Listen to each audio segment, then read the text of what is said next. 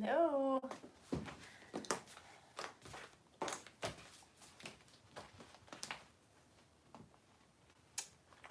Hello.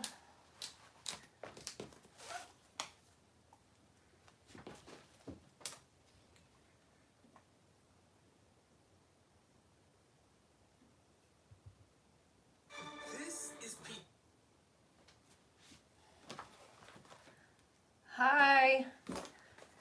I am going to let more people join, or really I'm just going to be live. I'm working on some tall wallets and things, and so I just thought that I would say hi and hang out.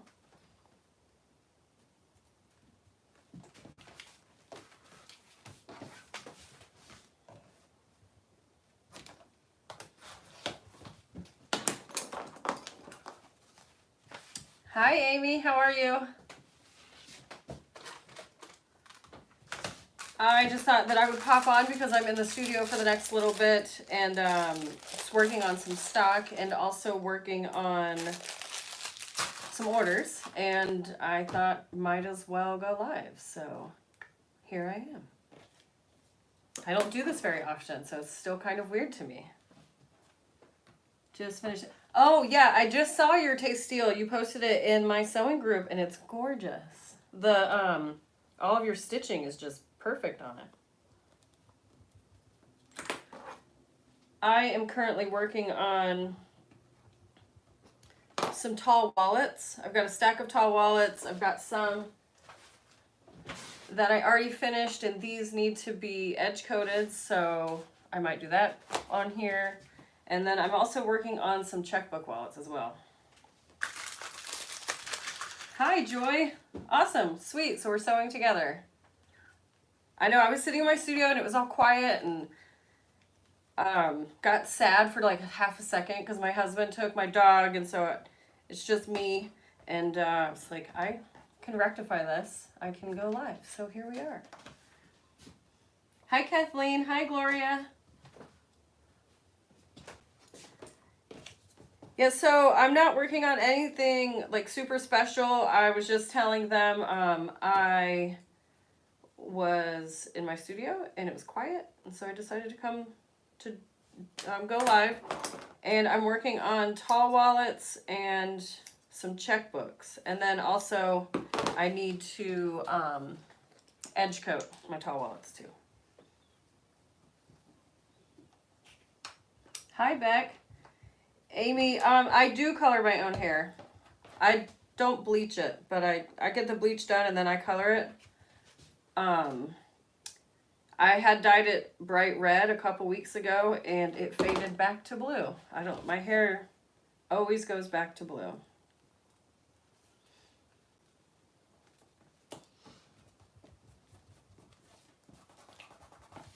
Hi, Lauren.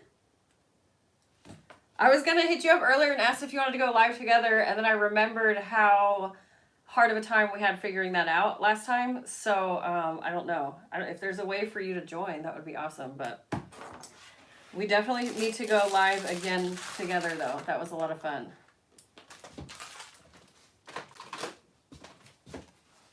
Okay. Here comes Druzy. I'm trying to train my gray cat not to come up here on this top section. She's right there, right underneath the camera right now. We'll see what she does. Maybe she'll go into her box.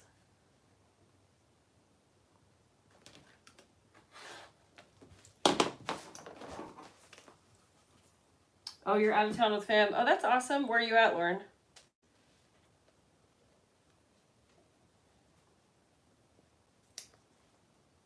I wish they let you like play music while you're on lives, because it is so quiet and it's just the sound of my own voice. But I don't want to get taken down for copyright.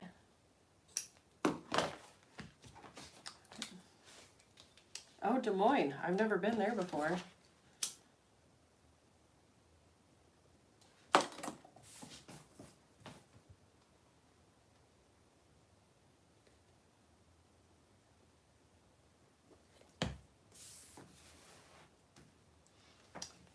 Lauren is in the room. Lillian. Yeah, Lauren is in the room. That's who I'm talking to. used to listen to music. Oh, that's a good idea, Lauren. Earbuds. I probably wouldn't be able to sew and pay attention to the video and respond to comments if I had music on. And then I would probably start singing, which could be disastrous on all accounts for everybody involved. Have I ever added a note slot to the key fob wall? I have, Diane. I added, sorry, I'm trying to center this. I added a cash slot to the back of the key fob before. So like back here at the top of the card slots. And it wasn't hard to do. The problem that I had with it is that whenever you folded it closed, it didn't want to lay nicely. But it can be done. You can just add an extra piece. Like, you know how we have the inside lining piece? You could just leave that loose and not sew it around the top here, and that could become a notes slot. Or you can add 2 of those and create a note slot that way. But yeah, I just didn't have a really great time with trying to get it to lay flat. Eventually it would train, but I didn't. I've only made one. I wasn't super pleased with it, and then I just scrapped the whole thing. Ouch. Oh, Amy, yeah, I always cut my tall wallets by hand. I know a lot of people are like super into SVGs, and they are cool. I think that they have a time and place for sure. But I find it's a lot quicker to not like to just do it by hand. I think I made this off center. Yep. Lauren, these marking pens are awesome. I love them. They work on the cork so well, and I found that when I mess up like I just did, I can just get it wet and it wipes right off.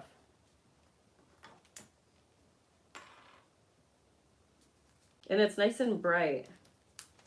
Here, I'll show you guys. So that's the silver marking pen from Lauren's shop. I love it. And then here, I'll show you. So I just wet my finger and it just wipes right off the cork. These are my new favorite pens. My husband didn't let me sing. Oh, yeah, I try to ask my husband if I'm a good singer, but I don't like him to lie to me, so. I still sing, though. It doesn't usually stop me, but my video would probably get taken down for copyright if I did that, which is super annoying. I don't want to buy any from Amazon, Lauren. I haven't bought anything on Amazon in a long time. It's been over a year now, clean and sober from Amazon. So I'll just have to hit you up for refills. Or I'll just use it sparingly. Oh, Tandy. Yes, thank you. I'll definitely order through Tandy. Okay, so I have my Aqua tall wallet. Where are my pieces? Okay, I have, oh, it's not quite ready. I'm not even ready to go to the machine. But okay, so I'm working on a checkbook and a tall wallet, and all the pieces are very similar in size, so I tend to get everything really confused.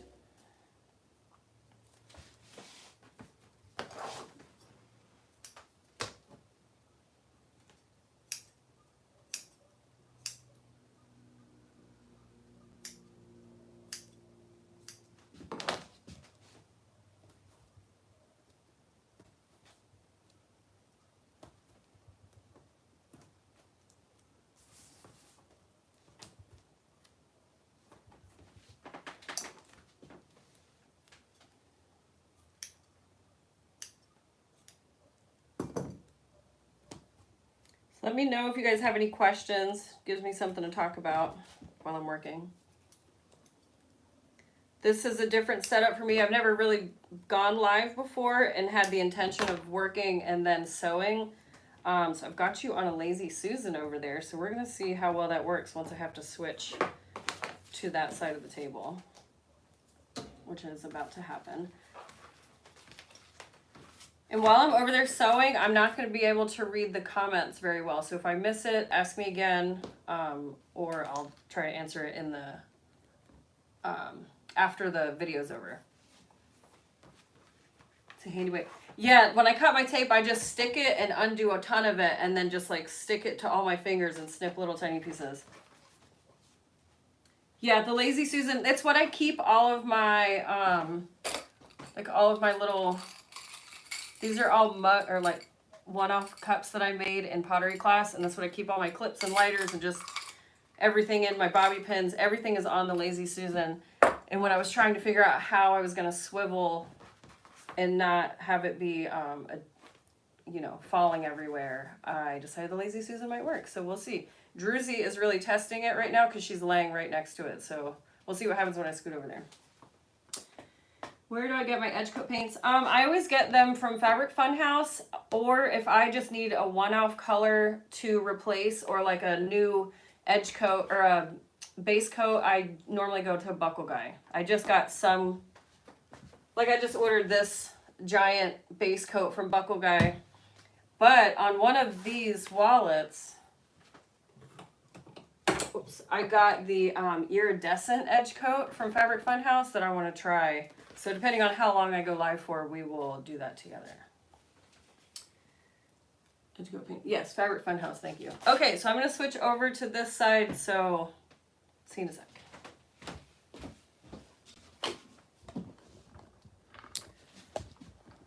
I've never done a studio tour, and a lot of people always ask me to. And mostly I haven't because this wall is blank and I have big plans for it, but I just haven't done anything yet. And I feel like I can't show you a tour until it's done, but maybe today with, you know, you being on a swivel, you'll get a better view. So now, that's my cutting side of the table right there. And now you can see my sewing table is lower. And so now we're over here and I'm going to sew this. And Druzy is right. You want to say hi, Druzy? Can you see her? There she is. You say hi. Psst, psst, psst. Yeah. Yeah, she really pushes the limits on where she sits in my studio.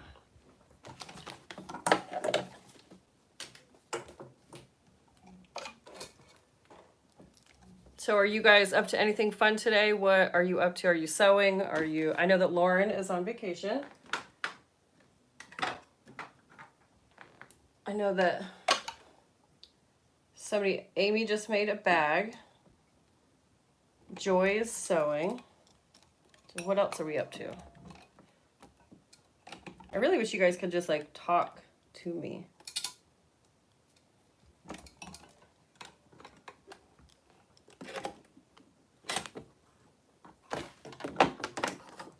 Hello, I'm late. Hi, Letitia. I am working on a couple orders. Whoops. I've got a tall wallet that I'm working on and a checkbook cover. I'm building stock and I'm fulfilling orders. And I was bored and it was quiet in my studio, so I thought that I would go live.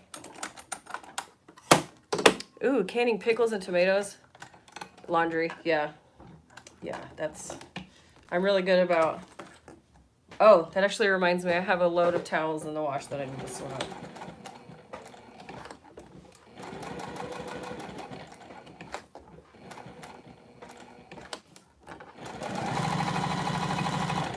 Oops.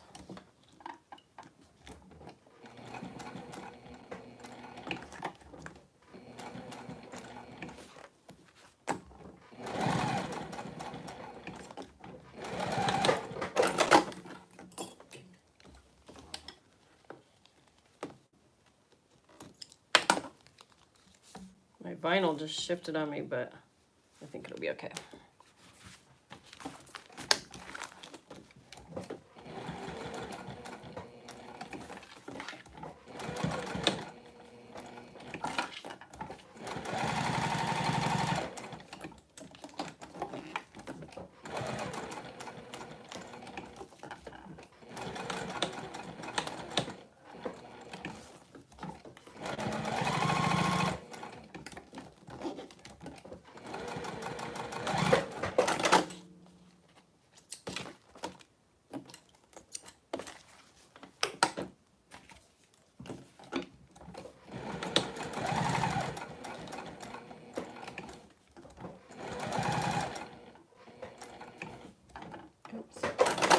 This is so annoying to me. Sometimes I still get these skip stitches on my turns, and I know that I'm supposed to make sure that my needle's all the way down, but you know, sometimes I just want my sewing machine to do its job.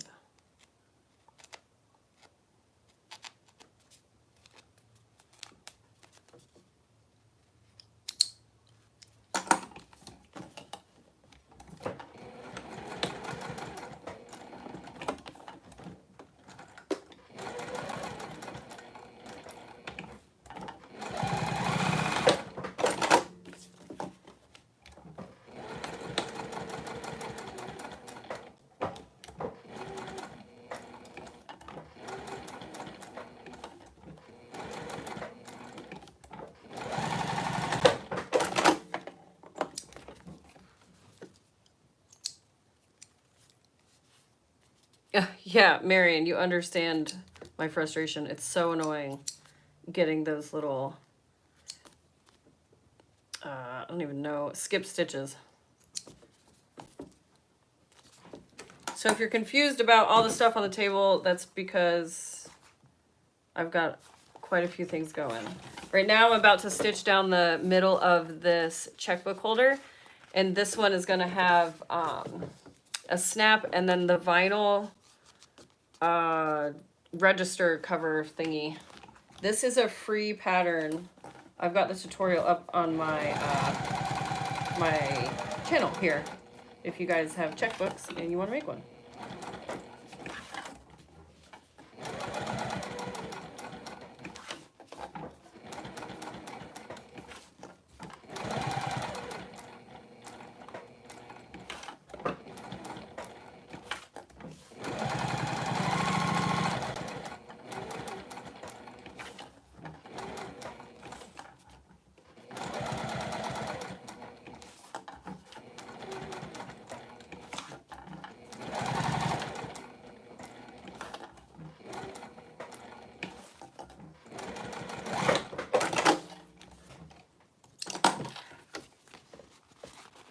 There's my, whoops, my pen holder.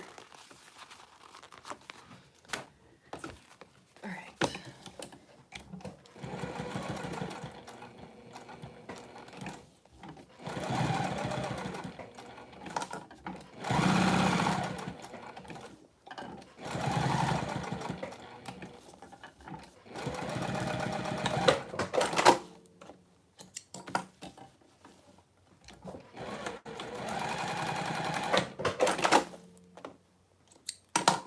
I have recently not been punching the holes at the end of my tall wallet card slots. I kind of like it. I think it it's just so clean looking, so modern, not modern, but I don't know what I'm trying to say. Words, I just like the way it looks.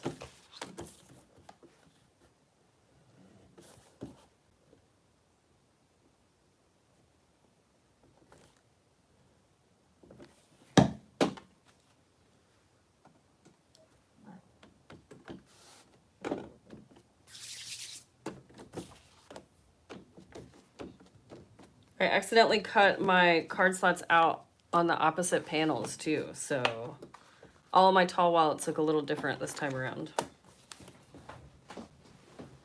And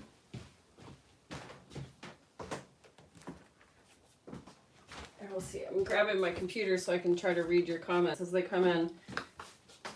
Oh, here we go. Let me see.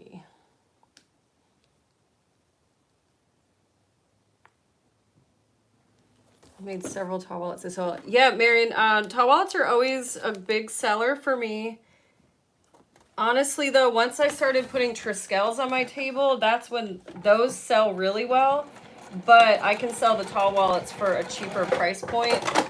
So I would say overall probably the tall is my best seller, with the Triskell as a close second. What did I do with my card?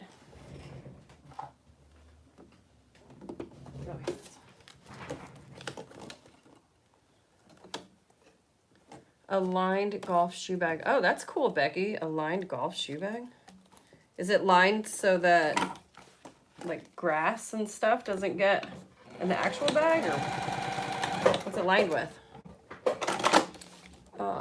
Hot California after lunch. Yeah, I've heard it's the weather out in California has been pretty gnarly recently. It's been really, really, really hot over here too. I just listened to a whole podcast about the climate, the new climate report that just came out. It's pretty bleak out there.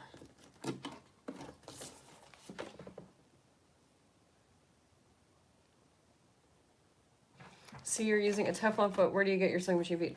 I got this Teflon foot from Purse something, not Purse Supplies.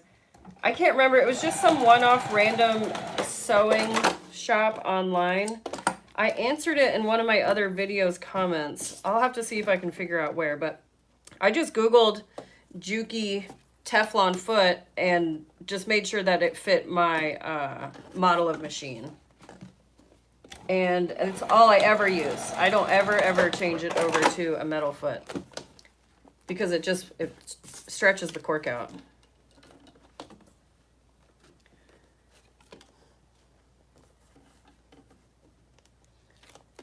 All right, Lauren, have a good evening. I hope that you have fun with your family. Love you too. Lots of love to everybody, and especially to Dorothy. What were the pens from Lauren? So Lauren has these silver marking pens that are refillable, and she doesn't sell them on Amazon, but the refill, the refills of the ink are available on Amazon, or you can get them from Tandy. What is your card slot lining that looks... Oh, so my card slot lining is landscaping fabric. My husband picked it up for me, thinking that I was trying to use it outside of my garden. So he got some all-natural stuff instead of the black option, but it's the same thing. It's just green, which kind of is a bummer because when people look inside the card slots, it's green, but I don't really care.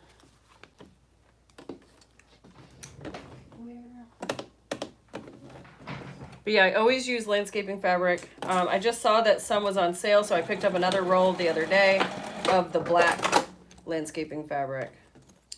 And it's more of a cloth. This is really quite slippery, so it's not my favorite landscaping fabric. Great idea to use with the card instead. Yeah, I always use a regular, it's my top golf card. I always use a regular card when I am laying out my card slots for the tall or the Triskel. I do have my piece that I give out in the pattern, and I use that if I can find that first, but I have a bunch of like business cards right there, so that's easier. The problem with this is that I'm just eyeballing everything, so all the card slots can be a little bit uneven, but you know, just adds to the charm.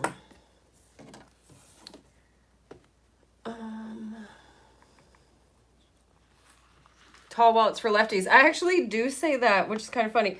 I somehow managed to sew a tall wallet really, like almost, it was like upside down and backwards. I don't know how I managed that, but it truly was a left-handed wallet because the snap opened with your left hand and all the slots opened at the top. Instead of the way that I have it, you know, it opens on the right and all the card slots open to the top, if that makes sense. But yeah, I just told somebody that it was a lefty wallet, and, you know, technically it was.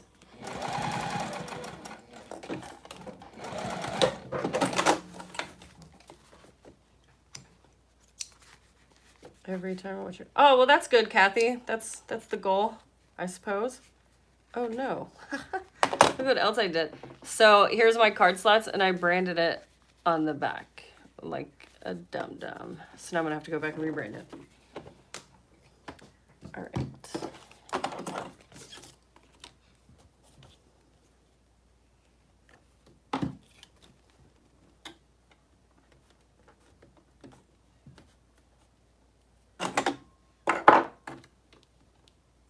Hi, Bella Ann. I love cork too. We have something in common.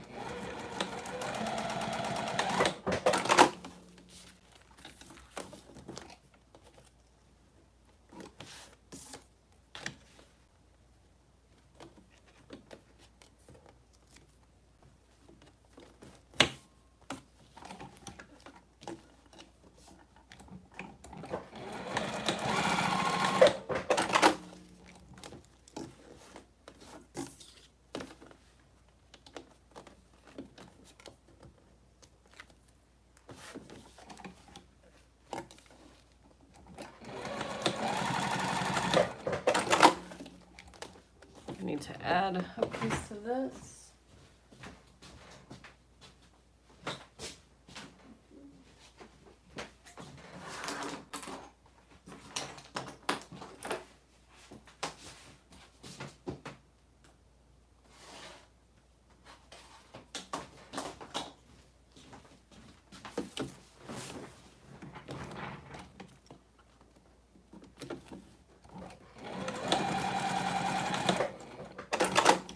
Oh, geez, I had like extra pieces over here. That's annoying.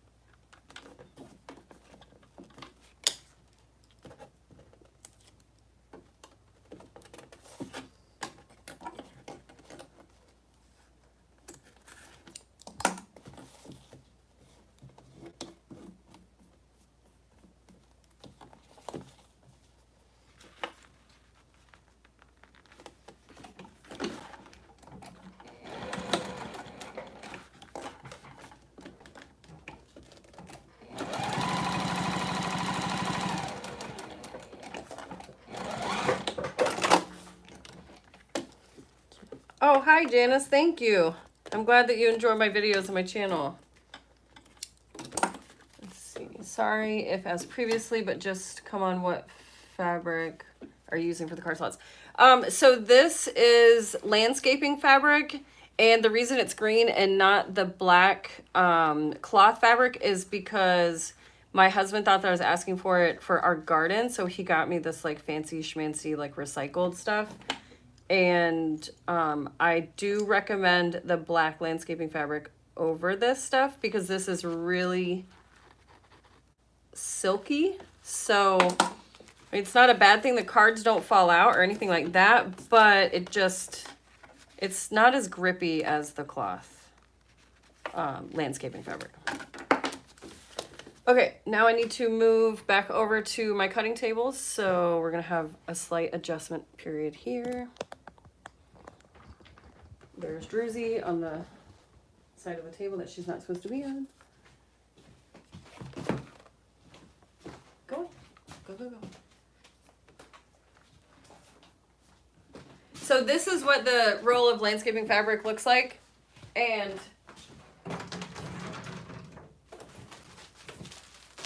this is what I normally use. So it just literally says landscaping fabric, but this is a cloth. See if I can show you the difference. So this is a cloth, super extremely thin cloth that's really hard to rip, whereas this is almost like a mesh because it's recycled fibers that they pressed and probably melted together. This is hard to rip as well, but you can feel that there are like some slightly thinner spots in it, whereas the black is the same across the board. The only thing with the black is that it is a bit stretchy, so that's something to consider. I always cut my strips this way, and it's 36 inches, which is perfect. And I have to piece a lot of mine together, which I don't mind doing that. But something that had never even crossed my mind, somebody else told me that they just unroll it this way, and it's as long as you want it to be. So yeah, landscaping fabric is the best for the inside of card slots. I discovered it years ago when we lived in Colorado. I would always try to use ribbon and different fabrics, and fabric is just too thick when it's built up. Especially if you have more than 5 card slots, it's too thick. And we had like 3 or 4 extra rolls of this at our house in Colorado because we had a huge garden out there, and I thought I'd try it, and ever since then, it's what I've always used. Oh, Pam, good. I'm glad to have you here. I don't normally do lives. This is only my second live that I've ever done. And yeah, maybe I'll do more of them because this is basically what I do. I'm always in my studio. If I'm home, I'm working. I just feel like it's boring for people to watch me just going about like my normal activities. But then I realize that I watch people do it all the time too. So who's the weirdo? I guess we all are.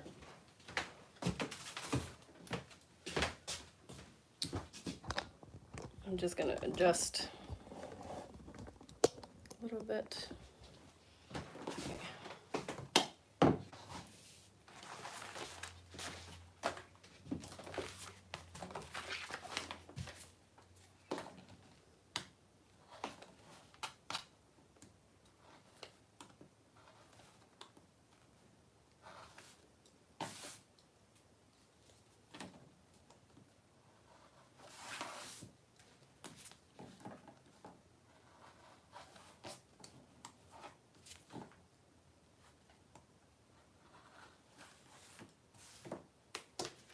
You'll notice that I just always push all of my trash onto the ground. I'm really terrible about that.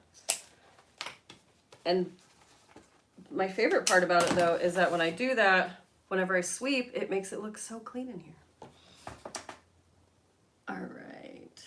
Yeah, Pam, ribbon is a great alternative to the landscaping fabric. That's what I used forever until I discovered the landscaping fabric. It can be, I think it's usually around $13 to $20 depending on where you get it from and what kind you get, but you get so much of it. Let me see. So it's 36 inches wide by 50 feet. And you get this for like 15 bucks. So I think in my tenure of making tall wallets, this is only the 3rd roll I've purchased. Well, tall and now Triskel and the coffin wallets, everything that uses recessed card slots I use it for. Well, I'm glad I'm not boring. Yeah, it's funny because I totally watch other people when they're working and there's nothing else going on. So I don't know. It just seems, I don't know. It's just funny to me, but I do it too. Hi, Ruth. Welcome. Oh, yeah. Welcome to the channel. I'm glad that you're here from Lauren.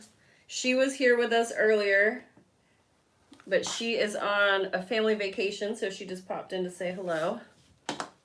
I am working on a checkbook cover and a tall wallet, both in aqua cork. So if you see me going back and forth, those are the 2 projects that I've got going on. Good morning. Hi, Bella. Good morning. Oh, I'm so glad that you enjoy my channel. Super excited I get to watch your live. Oh, yay. I'm glad that you were able to catch me too. Yeah, I was just saying before, I don't normally do lives. I think it's just because it's me talking the whole time. Like, obviously I'm responding to you, but I'm just hearing my own voice, you know? So it's just like a little weird.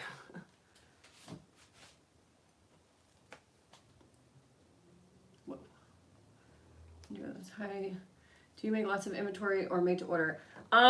So I do both. So right now the tall wallet I'm making for inventory for the next time that I vend, but this checkbook wallet is a made to order. What I'm trying to do The way that I normally do it is I wait until about a week and a half before a show, and then I stay in my studio until 3 or 4. Okay, here we are. Sorry. My husband called. I had to forward his phone call. And he made the video freeze. Let me see. Okay, I think we're back. But what I was saying is normally what I do is I wait until about a week and a half before a big show, and then I stay up all night and I sew for it, when in reality I could just be sewing along the way and just stacking things up. So I'm trying to get better about that. So anytime I make an order, I make like 3 additional for stock.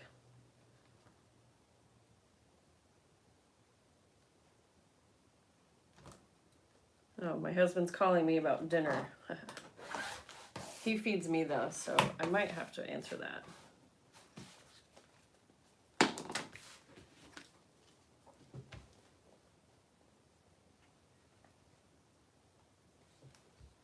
I'm moving in the next few weeks. I'm having to pack up my sewing room. I did not realize how much fabric and oh gosh, yeah. Kathy, I can't imagine. When we moved from Colorado, I had a whole studio there too, and my studio was a little bit bigger than my room here. And I don't want to call myself a pack rat, but I'm not somebody who likes to throw stuff away, because I think like, oh, I can possibly use that in the future, or I can donate it to somebody, or I can, host a class and use all the extras. So I tend to hold on to things, especially when they're craft related. So yeah, I feel your pain. Moving an entire studio on top of an entire house. Yeah, moving is not for the faint of heart. I don't know. I used to move a ton when I was younger and I loved it, but now you just get so much crap. The bigger your house or the more room you have, the more crap you accrue.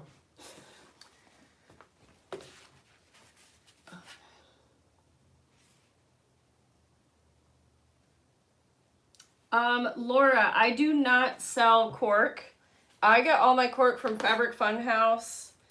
I have worked with other people's cork plenty of times. I've just found Fabric Fun House to be consistently quality over the long run. I've actually been sewing with cork since before Fabric Fun House even sold cork.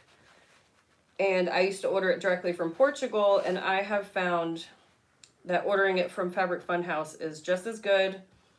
And you might pay a little bit more, but it arrives super quick. You don't have to worry about customs, and you're supporting a small business that's woman run, and Talia is a veteran too. So I love Fabric Fun House. If you've been following me for any amount of time, you know how much I love them. But yeah, so that's where I get all my cork. Use code SONAR10, 10% off your order. I bought some of your patterns. I'm looking forward to sewing with cork. I haven't used cork yet, but I'm really looking forward to it. Jennifer, yeah, don't be scared. That's like the biggest thing. People are really nervous to use cork because it is expensive and they don't want to mess it up. And I totally get it. I was the same way. Now I have just a bin of, mess ups. Yeah, I understand, but just go for it. You'll find that there's nothing to worry about. The only suggestions that I would say are lengthen your stitch and get a Teflon foot if you can, and have fun. Go slow. And if you mess up and you get holes in it, you can steam the holes out. I have a video on that. It's in the wax canvas video, and I show you how I steam holes out of cork.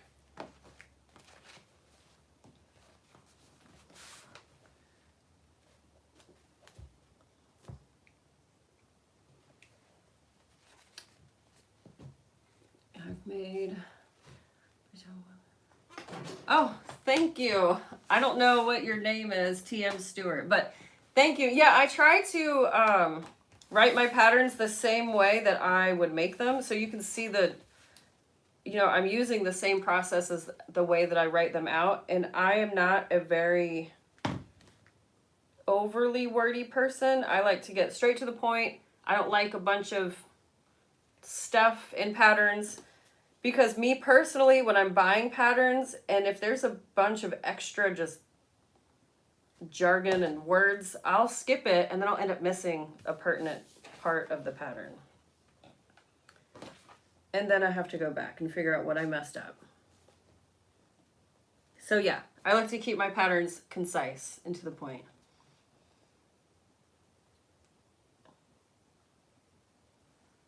Oh, good, Laura. I'm glad I could help sway you. Kathy, yeah, I've never actually used Sally tomato cork. I have seen it. I was at Quilt Market a couple years ago, and I met Jessica and her mom. They were very lovely women, super, super nice. But I personally just didn't like the thickness of the cork. So, and I also have such a relationship with Talia over at Fabric Funhouse that it just didn't seem worth it to me to switch suppliers. But I have heard a lot of people that have, you know, a good time with their cork, or like they don't have, you know, any issues. I have heard some people prefer the thicker cork too. So I think it's all just a matter of preference and a matter of who you're comfortable purchasing from and supporting, and, you know, what you're using it for, because some corks are better than others for certain things. Oh, Gustavo, I wish I could understand this. Hold on, let me translate this.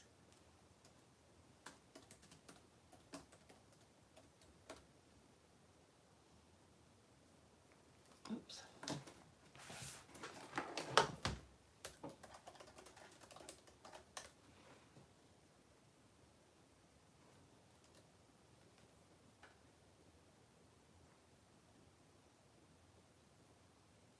Oh, that's annoying. I'm trying to translate this and it's trying to make me pay for it.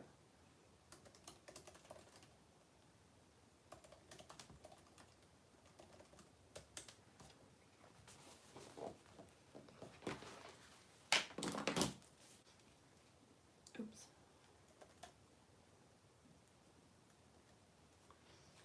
I've applied a lot.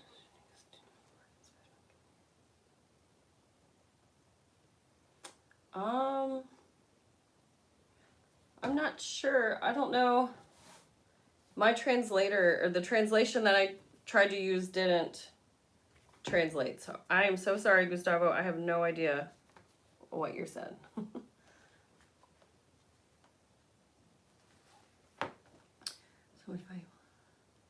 Oh, thank you, Tracy, for letting me know. I'll probably forget, for full transparency. I have the worst memory ever. But I'll try to remember that your name is Tracy next time. Bella, I'm glad that you're enjoying my videos and my patterns and channel and all of that.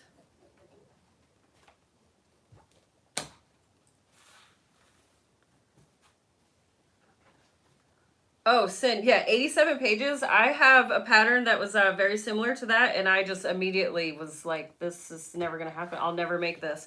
Unless a video comes out, or if somebody, you know, puts out a video, another seamstress puts out a video. If it's a super lengthy pattern, it's a no for me. I just don't have enough, like, mental bandwidth to decipher all of that. Dalva, hi from Puerto Rico. Hello. What's the name of the fabric roll? Are you talking about the landscaping fabric? If you're talking about the roll of green fabric and then the roll of black fabric, those are landscaping fabrics, and that's what I use for my card slots.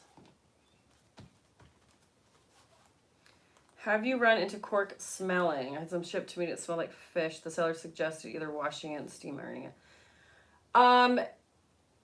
I have not ever encountered, well, I have encountered cork that had kind of an interesting scent. Not so much like fish, but I think what I could smell was the adhesive that was binding the backing to the actual cork.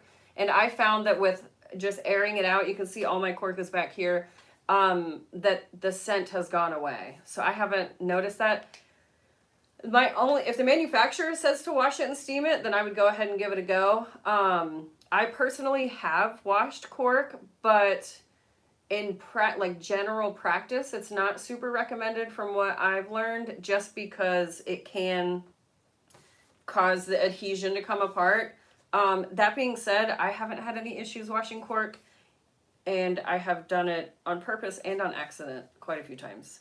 As far as steaming it goes, I steam cork to get holes out. Like if I accidentally mess something up when I'm sewing. I don't know how I would feel about steaming an entire piece of cork because again, the adhesion factor, but try it on a small piece and see how it goes.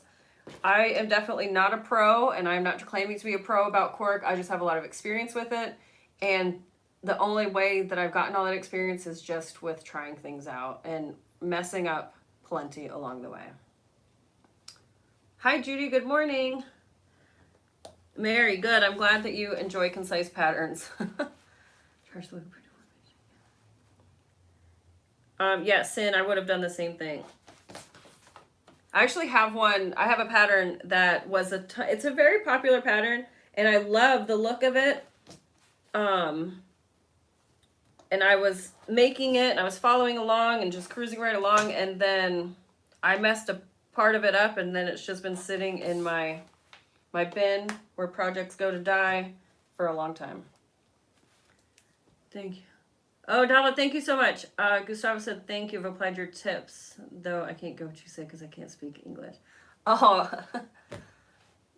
well, thank you for translating that for me. I tried to do it from Spanish to English, and Google was suggesting that it was Portuguese, so I wasn't sure.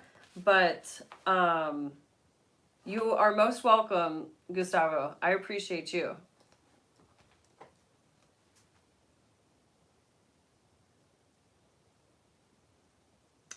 Okay.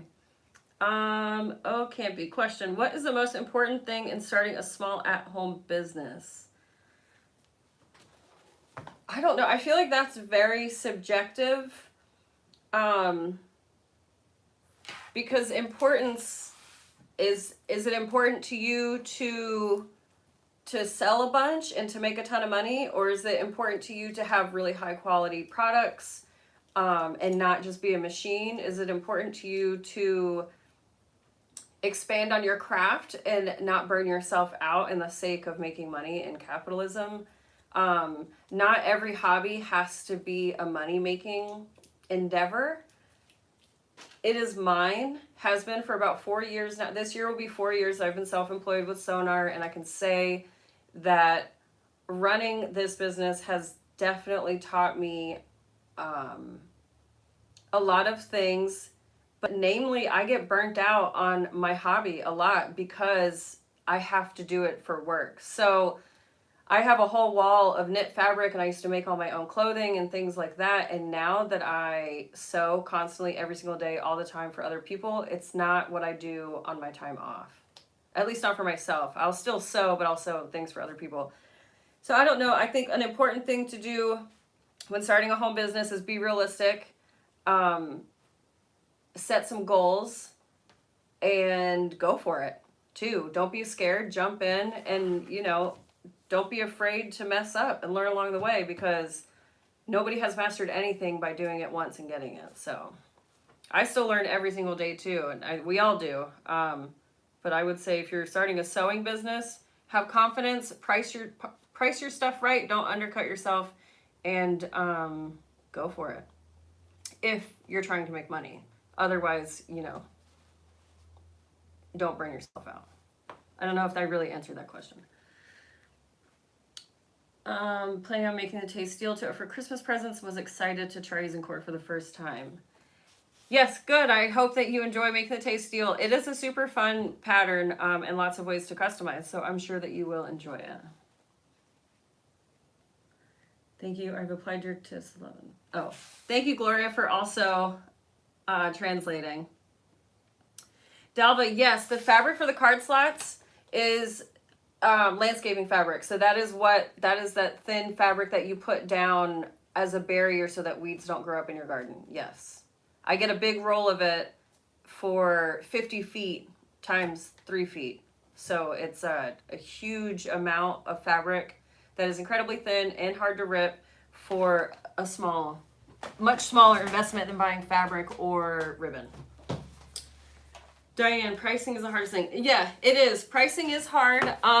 One thing that I have learned is that it's easier to lower your prices than it is to raise them. So price what you need to price at, and then if you want to run a sale, then you're not going to undercut yourself. All right, I'm going to switch back over to this side.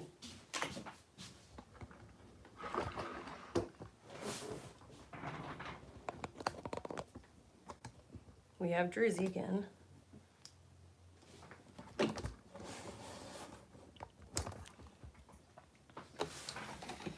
All right, so now I'm just finishing off the tall wallet here. I just need to do the final stitching all around.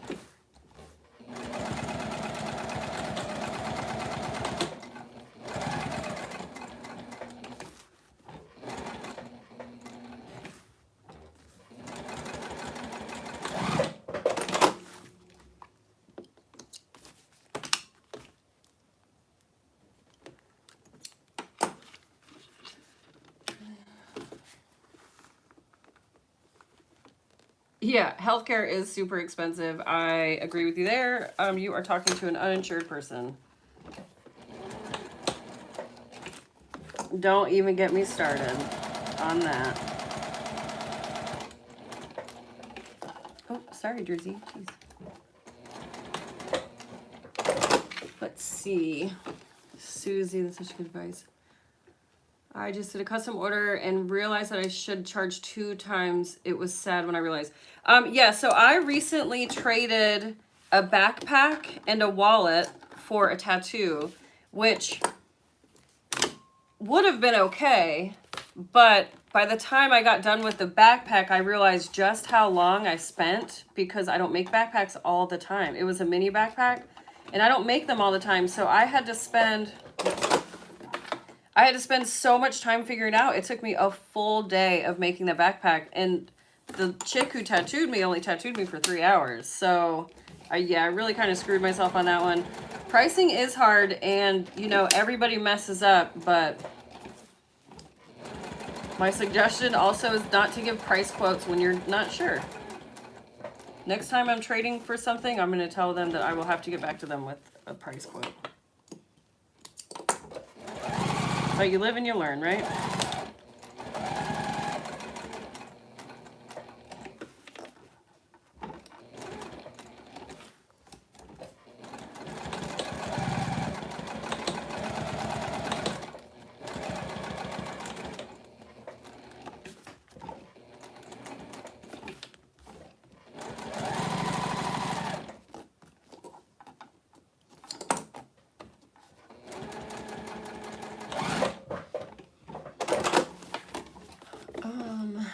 I did craft shows for years. What sells in one place may not sell. And yes, Kathy. Oh my gosh, that was a big learning curve for me. Selling at certain craft shows, I would blow through some of my stuff and then other stuff not at all. Like, for example, checkbook covers. I used to keep these on my table all the time and they never, ever, ever sold in person. But I sell them online all the time. So I can't figure that out. The other one is passport wallets. I used to keep passport wallets on my table and they never sell, so now I don't. And if people do happen to ask me for one, I just send them to my website and they order from there. Is this one, Ruth, these are both my patterns. So this one here is my tall wallet. It's available in my shop. It has 10 card slots. And then this is a free checkbook cover that is on my sewing channel. It's a video.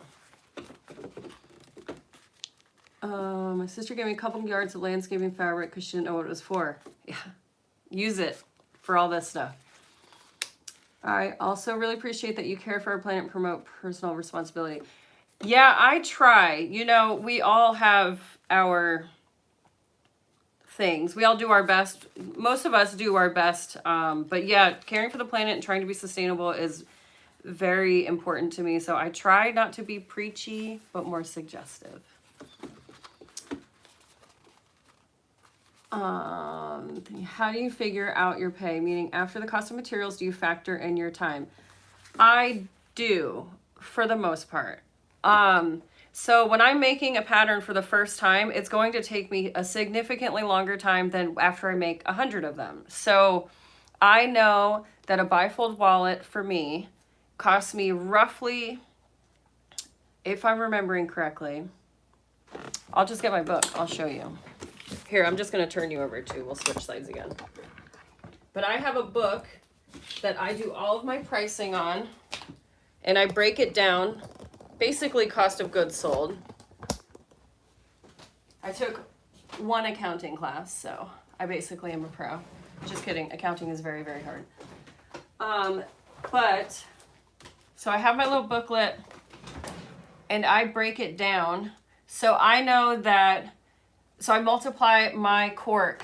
So if it's, say, 8 inches by 7 inches, that's 56 inches. And then I multiply that by the calculation that I've come up with for my cork for the square inch. So anyways, I find out my materials. And then I try to record how long it takes me to make something. But sometimes it's just not feasible to charge the full length of time, in my opinion. It's just not. If I did, like on what's the Teddy backpack, if I were to charge how long that actually took me, they would, you might as well call me Louis Vuitton, like, because that's how expensive it would be. And that was my first one, took me start to finish. Nothing like waiting until the last second to start a big project. I made a Teddy backpack for my little sister as a baby bag. And I had to fly out to Alaska the next day, and I started it the night before, and it was 13 hours, start to finish, from cutting to end. And that was my first time ever making it. If I was charging her on top of the supplies, that bag easily would have been $700, $800, $900. Now I charge $375 to $450 for those bags. And they still take me a long time. So to answer your question, yes, I do pay myself a wage. But sometimes I cut myself a little bit short because it just, I don't know. I don't know why. I still have imposter syndrome too. I feel like I don't know. It's hard to know your worth. I'm getting better, but I try to be fair to myself. And then as far as what I figured out, what I pay myself, I pay myself $22 an hour. So that was more than what I made at my last job that I slaved away for. And I find that it is, if I only take a half hour to make something, $11, easy to round down. But yeah, so 22, I think it's about time I get a raise though, because I'm rounding up on 4 years. So we'll see. Dalva, yes, my machine is a Juki, but it is a domestic Juki. It is not an industrial. Backpacks. Yeah, Marion, geez, backpacks, people have no idea. They're like, oh, just whip me up a backpack. No. Especially the Teddy backpack. That thing has at least 80 pieces. And I avoid a lot of it because I don't use interfacing. But yeah, people don't understand. And so it's up to us as the maker to inform people. Which I have no problem doing. Susie, yeah, this was their second order. It was with a new material. I think they'll stay a customer, so I'm telling myself it's an investment. Yeah, for sure. And then in the future, when they order, you can be honest and say, look, I really undercut myself last time, and this is my rate this time. I'll understand if you're not comfortable with it. But yeah, it's... we got to pay ourselves what we're worth because we also set the industry standard, and if all of us elevate, then people will realize that it's worth it. I also really love those TikTok videos where people are like, oh, you think you can do it yourself? And then you act like you're going to send them everything. Yeah. Because what people are paying for is our experience. They're not necessarily paying for the 20 minutes it might take me to make a wallet. What they're paying for is the years that it took me to hone my skills to make it in 20 minutes. I've been sewing since I was in 5th grade, so you're paying me for that. You're not paying me for the, the 4 hours it took me to make your specific bag. You're paying me for the, how old are you in 5th grade? You're paying me for the 25 years of experience that I have. So, and I don't question that. When I get my hair done, I pay her $300. You know, that's like insane. And that's not even permanent. $300 for a bag, people would balk, but they don't even think twice when it comes to like getting their nails done twice a month or getting $10 coffees, you know? So I think it's just reminding yourself that what we provide for people is a permanent piece of art that they can use, and we're worth it to be paid. It's a craft. How do I hang larger bags at my table? Oh, so when I'm vending, I have a rack. I'll show you. It's behind my door.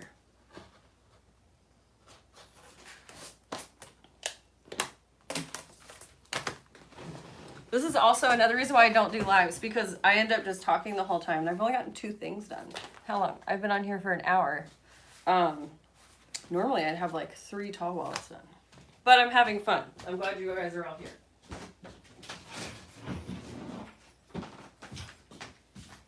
So this is how I have this rack.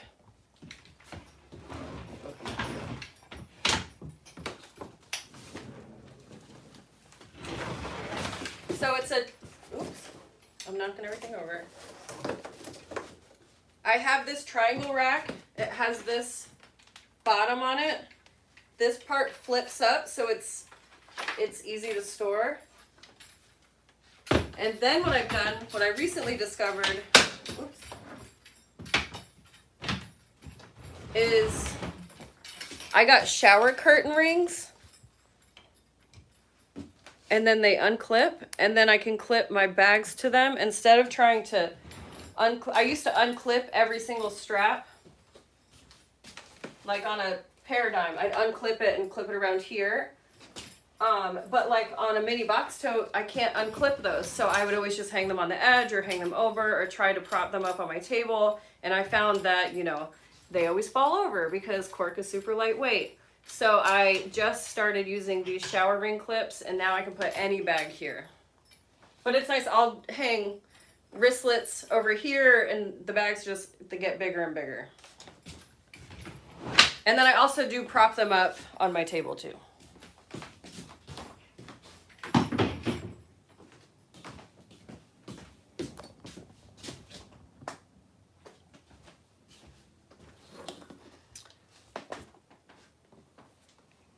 The teddy is... Hi, Crystal. Thank you. Letitia, I feel bad about pricing too high because I feel like it's not sewn by experts. Well, if we're not experts, then what are we?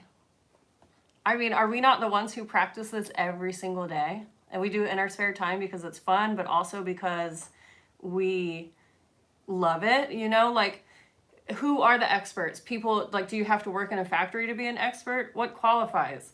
I totally understand having imposter syndrome because I have it myself. But when I hear you say that, I get defensive for you, because if we aren't the experts, then who, you know, then who is? Let's see. Okay, let's see. Regular polyester thread or something else. I don't know. I'm honest, I'm not a thread snob. I don't know a ton about thread. What I use is Gutermaan Mara 120. And I use that because I get it on the big rolls and its price point is nice. It makes nice stitches. It doesn't skip very often.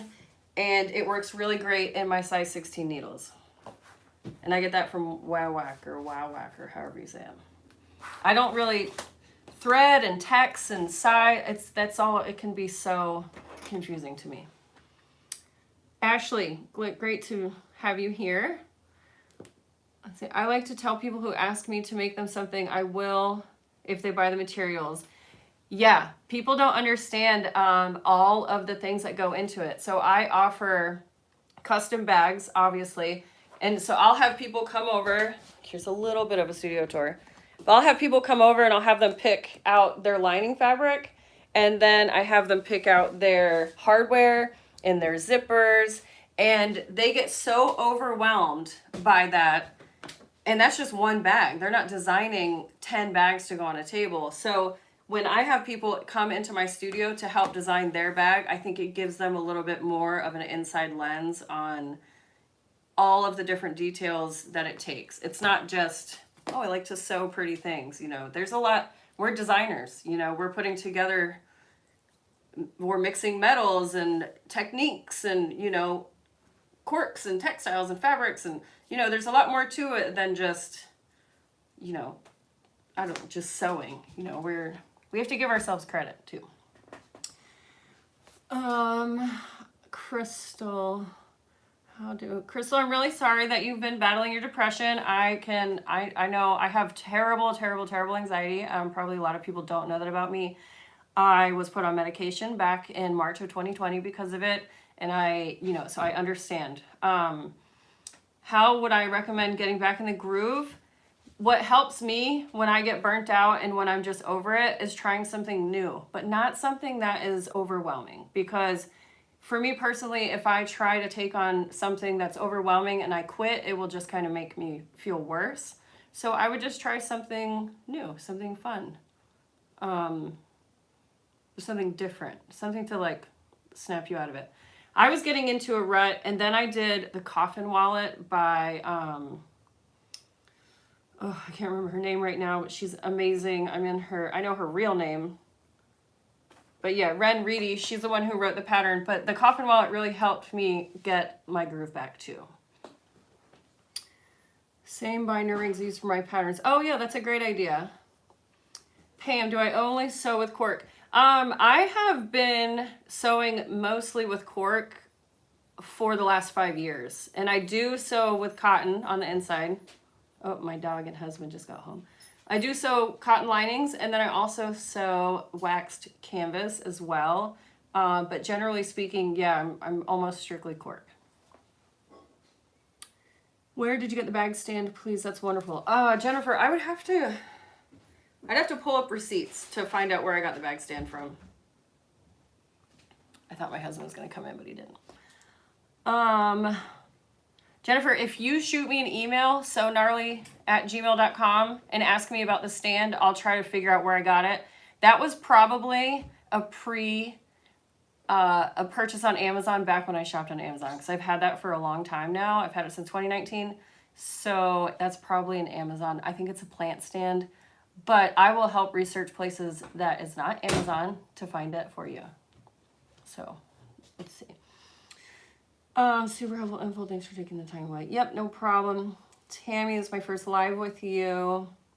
Oh, thank you. I feel like I'm in the same boat as all of you. I don't see myself at any higher level than any of you guys. So, I appreciate you being here. Sewing is both an art as well as a science. I would agree with that. It's also a lot of math. I should be sleeping, but just noticed you live. Oh, I'm sorry, Amanda. Thank you so much. That's a good idea. Yes, because I had surgery back in June. I've been having a problem getting back into the groove also. Yeah, it can be really hard to get back in the groove, especially if you've taken some time off. I find with me personally as well that the orders keep me in here. Even if I don't feel like sewing, I have to fulfill orders. So eventually I will, get inspired and make something. Like a couple weeks ago, I made a backpack that was just like swirling around in my head for ages. And I finally took the time and made it. And so it's in testing, right? I'm testing it, seeing how I like it and seeing if I like the design enough to write it out. But sometimes you just really have to force yourself back into the saddle. Hi, Lean, is that how you say it? From Estonia, hello. First time seeing you live. I'm just entering the world of cork. Well, welcome. It's addictive over here in this world, but well worth it.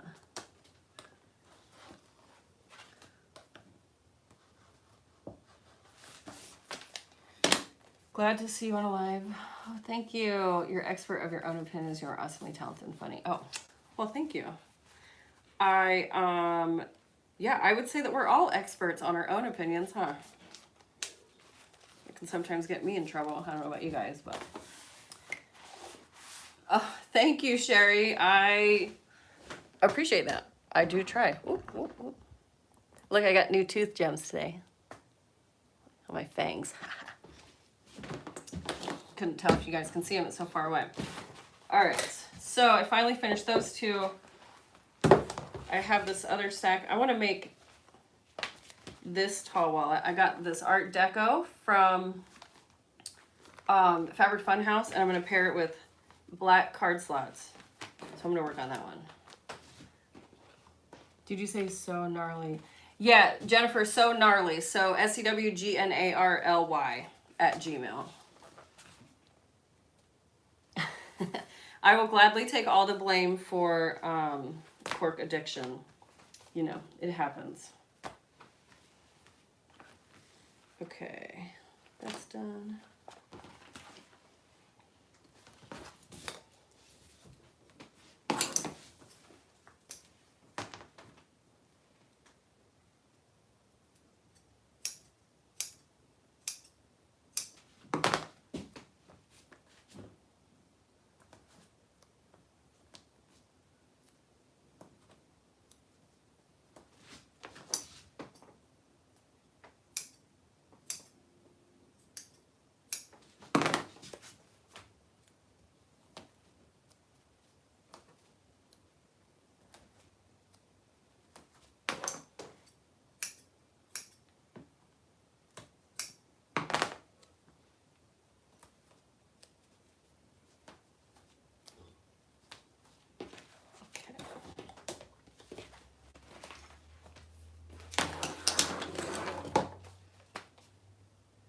So glad to see.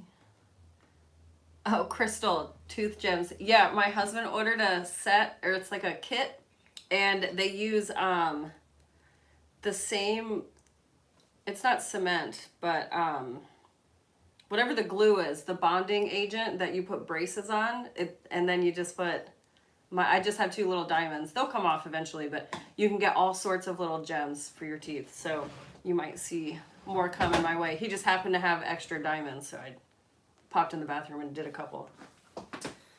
Okay, let's see. This is where every time I cut a tall wallet, you know, you cut out the ID window, or every time I cut an ID window, the insides, they're like the key fob wallets, they all go in here. This is like my basket of rectangles. So I need to find a rectangle for, it's like, just like in the pattern, whenever you cut out your ID window from the tall wallet, use one of those as a snap tab. But now I need to find a snap tab, a second one. Hi, Angela. Good to see you too. Let's see. Love the Art Deco. Yeah, the Art Deco cork is, I love it so much. I had been eyeing it for years, and then I finally, when I went out to Fabric Funhouse back in May or June, March, whenever I went, I saw it in person and just had to get it. You do have to be careful with it though, because it's directional, and I like making a key fob wallet out of directional prints can be really tricky. I always end up doing them upside down. So this is my first time using it for a tall wallet, so we'll see. I also made a paradigm out of this, and the placement of these bumps made it look like breasts. And now the person who bought the bag can't unsee it. But it is hilarious, and I think, I don't know, I just love it.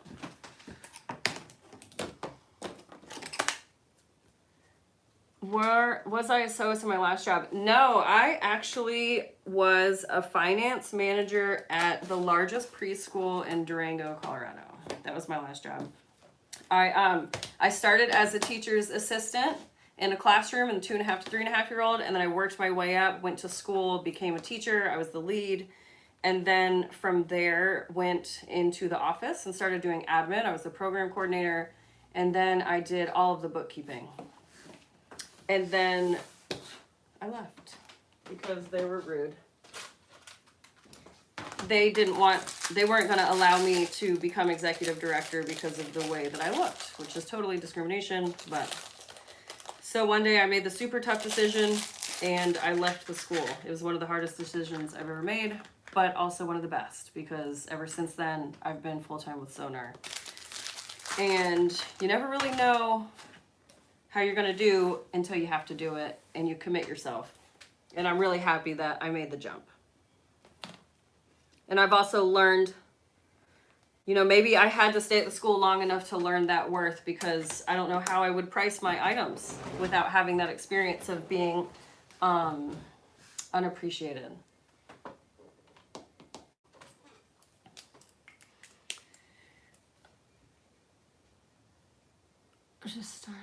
Geez, that is a lot of tall wallets. Oh gosh, when I vend, I try to have at least 10 tall wallets because they are so popular. So yeah, I'm re-upping. I only have 2 left.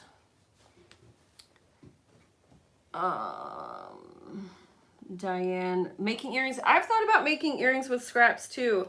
I just never bought the stuff. I used to make earrings way back in the day.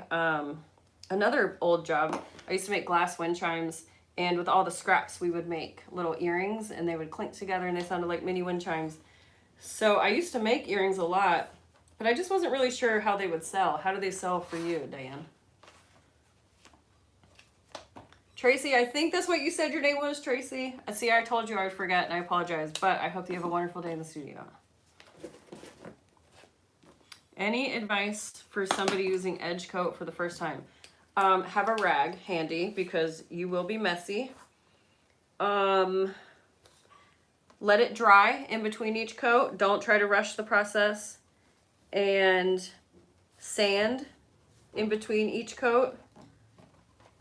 And don't do color until the edge is nice first. I'll show you. So, let me come closer. This is a tall wallet with 3 coats of edge coat, and you can see it's like a nice milky color. It has filled in all the gaps that are there, and it just has a nice even texture all the way around. And so you don't want to add color until you have your base coat built up nice enough. So that's my biggest advice. Don't rush the process, and have a rag because it's messy.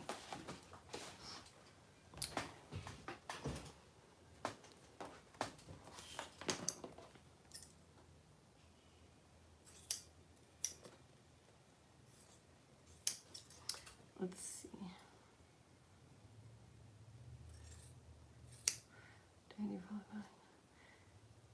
Use your scan and cut to make the earrings. Oh, yeah.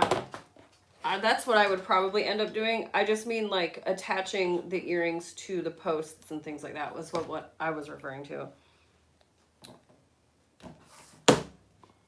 I believe things happen for a reason. Sometimes it can be painful, but in the end, it's worth it. I agree, Tammy. You know, sometimes the best things that have happened to me have not been easy, but in the end, I understand it, and I'm so grateful that it happened.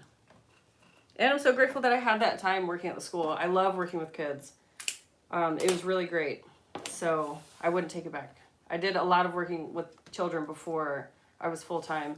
At one point, I was the art director at a Girl Scout camp, and that was a lot of fun, especially because I had access to a kiln, and I used to host every week was a different type of art camp, and so I had all this creative freedom to do so many different things with the girls, and it was so incredible. Not to mention I was like hiking every day, so I was in really great shape, and I lived on campus, so that was my first time ever going away to camp, so it was a really fun experience. All right, I need to cut some more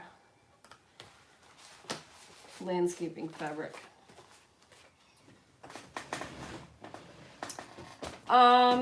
I get edge coat from Fabric Funhouse, of course. And if I just want a one-off color and not a new kit, I go to the Buckle Guide.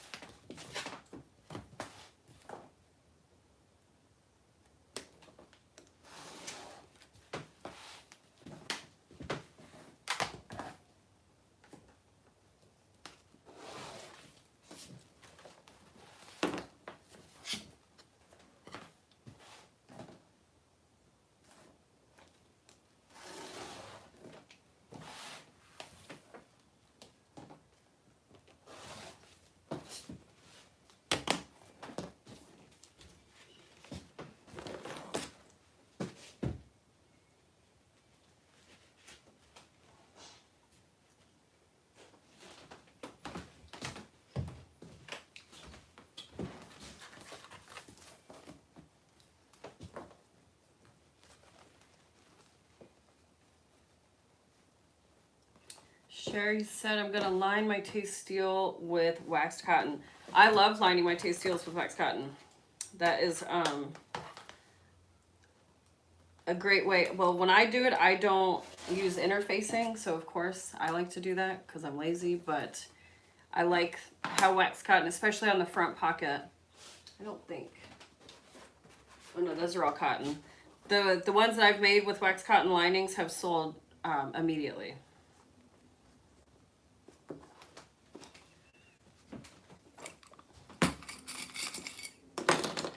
Letitia, yes, the buckle guy. Just Google buckle guy and it'll show up. They have a ton of hardware, and then they also have a lot of leatherworking supplies. I'm sure you could.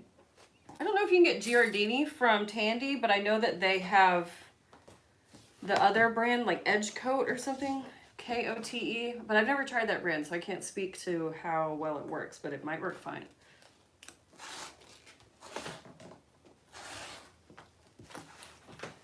Diane, Mary, I just cut them. Oh, there you go. Hi, what side of the cork do you use on the scan and cut? Gail, when I use the scan and cut, I always lay the cork right side up. So like with my SVG files, that's generally how they're laid out too. Because I put basting spray on the back of my cork so that it doesn't shift. And I don't want to put basting spray on the front of the cork. And I find that with the basting spray, when I'm actually sewing, the basting spray kind of stays. It stays on the cork a little bit, so it makes it just a little bit tacky. And like when I'm making card slots and things, it actually is helpful.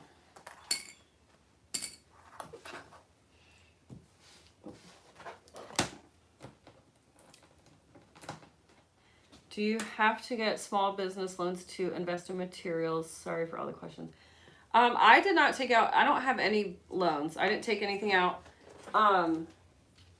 When I started Sonar, especially when I started ordering cork, I could only order 1 yard of colors at a time. And when I first started sewing with cork, they only had 4 options. All of these colors and prints that was not a thing. So when I first started, it was the natural cork, the cork raisies, what I call raisies, but it's I can't remember bark? No. I can't remember what Fabric Funhouse calls it, but the one with the lines, and then the marbly one like this one. This one was an option, and then there was one other natural cork. I can't remember, but they were only natural backings. You couldn't get any of the colors, any of the foils, any of the prints, anything like that. So when I first started sewing with cork, that's all I had to buy was just those 4. And then eventually over time, more and more companies started selling it. And then I discovered Fabric Funhouse. Like I was buying directly from Portugal, and that's when I started getting into the colors. But I had a really bad experience with that one time. My order got stuck in customs. It was a couple $1,000 order. It was my first big order. I put it on a credit card. It was a big, big deal. It was when I quit my job at the school and I was going for it with Sonar. And I put a big order on a credit card, and it got stuck in customs for weeks. And they didn't wrap the cork. And the box was apparently in a puddle. So the box had soaked up all the water, and it had soaked the cork. Now, when you get it from Portugal, you get it by the meter. You don't get it by the yard. So about the first 9 inches of my cork was unsalvageable. It was covered in black mold. I had cork strewn about my house everywhere. It was insane because I was trying to dry it all out so that I could cut the bottom of it off and still use the part of the cork that wasn't moldy. Ever since then, I do not buy from Portugal. Once I started working with Fabric Funhouse and I saw how quick they ship and the sales that they did and their consistent quality, I've just totally gone to them. And that's why. I don't get like, we're not like in cahoots or anything. We just really enjoy each other. And Sonar happens to write patterns that use cork, and they happen to sell cork. So it's just a symbiotic relationship. It doesn't hurt that they're just cool people too.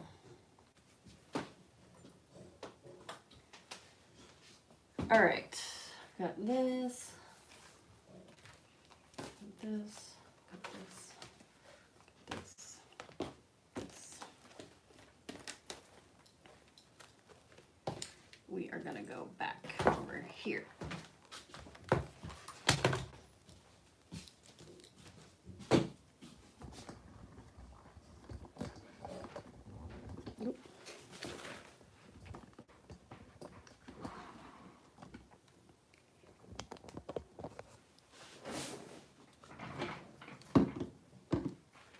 Is there a difference between the cork from Portugal and Spain?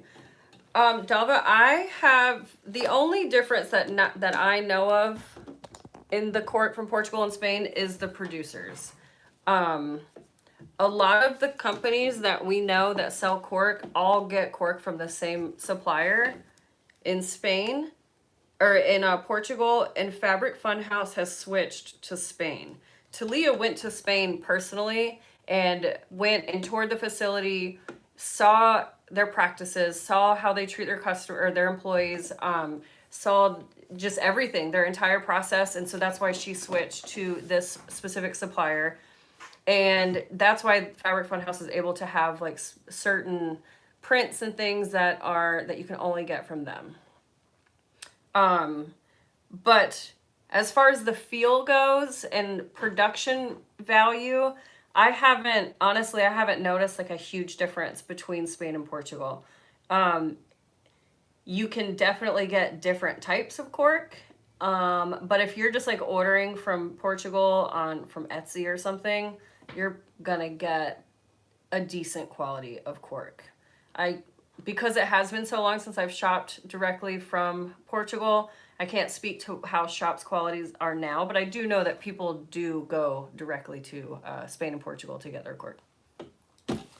Okay.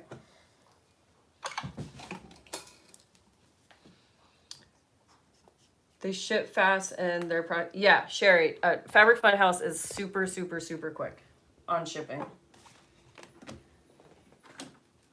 So this is the thread that I use. Somebody was asking earlier. It's just the Gutermaan Mara 120. I get it from Waywack. Oh, it says it's 100% polyester. There we go. That answers that question. They ship. What is the press thing for? Oh, Jody, are you talking about this? If you're talking about this press, this is my brand. It's my branding iron. I have a plan to do a video on it eventually. I just haven't figured out the best way to video it because the action happens down here, and so it's hard to see what's going on. But I do want to talk about it eventually in a more formal video, because this particular company that I got it from, I would not recommend. So I want to steer people clear of that. Let's see. Be right back. Thanks to you, I'm a cork convert. I'd rather sew cork than vinyl. Yeah, Joe, I've never been huge on vinyl just because of its environmental impact, but I didn't want to sew with leather because I don't eat meat, so it just didn't seem right. And cork just kind of happened. It came along. I discovered it online. I was looking for sustainable textiles, and cork showed up, and I ordered a meter of it, and then it's been over 5 years now, and I haven't found anything that cork can't do. I've put it to the test, and it's just a wonderful textile.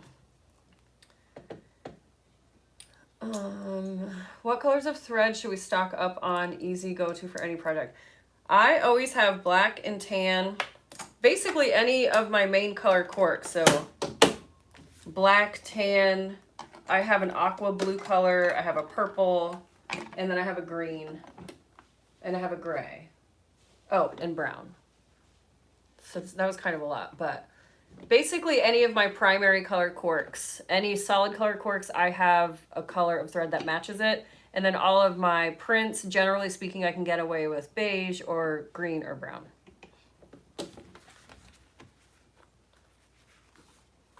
For top stitch Gutermaan thread, what to use in the bobbin?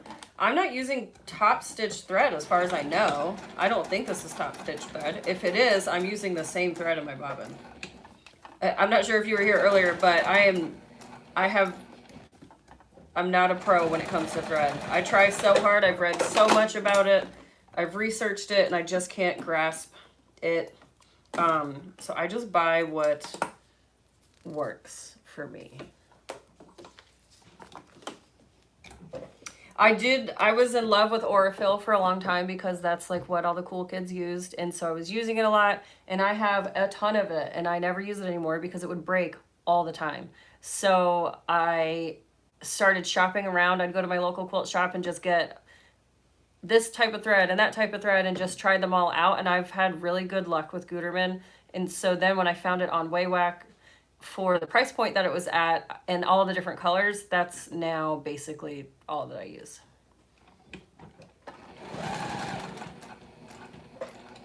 Unless I'm in a pinch and I have to go to Walmart or something, then I will use Coats and Clark. I don't know why people hate on it so much. I know that it can cause lint buildup, but everything causes lint buildup in a machine, so I don't know why people are so pretentious. I don't know. And maybe, again, I'm not a thread snob at all, so maybe there's a reason why different threads work well. I know that some threads have a tendency to break more, and I think that's when you get to the more natural fibers, i.e. cotton. That's why cotton poly blends or 100% poly are really good with cork, especially on straps or anything that's going to need, to be slightly stretchable or, it's going to be under tension. You want it to be a strong, durable thread.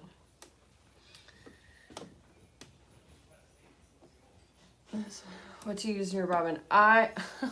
They are holding your comment, Gail. That was funny. I think YouTube thinks that your comment was sexualized. I'm not sure. That's where my mind went. Sorry if not.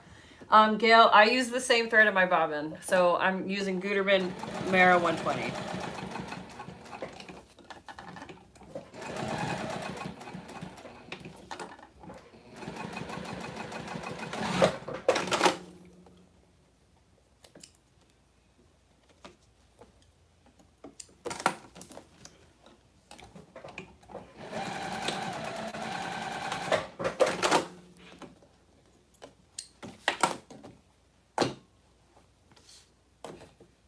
Yeah, Elaine, Aurifil's great. I will say that Fabric Funhouse sells Aurifil and they have 40 weight, not the 30 weight. No, yeah, not the 50 weight. So 50 is what you normally get at like a quilt shop. You get 50, so it's a bit thinner. It is great for hand stitching, like if you're doing English paper piecing, things like that. I do love Aurifil for that. But Fabric Funhouse sells these, and they have color matches to all their cork, and I made sure I told them get 40 weight. If you're gonna get Aurifil, get 40 weight because that is, it holds up much better. And so it looks like this is 100% cotton, but it's so much thicker. I don't know, it feels more like top stitching thread. And I do love the 40 weight Aurifil, but sometimes you just don't want to pay $15 for or at least I don't. What Gutermaan Mara? Oh, let's see. Okay, Sherry. I love Juicy Juice fabric too. How much of each printer color do you buy to have on hand? So recently, when I just got some, I bought at least 1 yard, and then a couple of them I bought 2 yards, but I didn't buy everything in his line. I have to. I don't know. I'm not like a disciple of certain designers. I like what I like, and it changes a lot. And I pay attention to what people do socially, and if it's, just not something that I agree with or whatever, then I will take my business elsewhere. So, I'm not a disciple of any one specific designer, but right now I love Juicy Juice, and, all of his lines are really incredible, especially like Declassified, that was good. But Deco speaks to my heart. So I had to stock up on that. But I got 1 to 2 yards of each of the ones that I actually picked.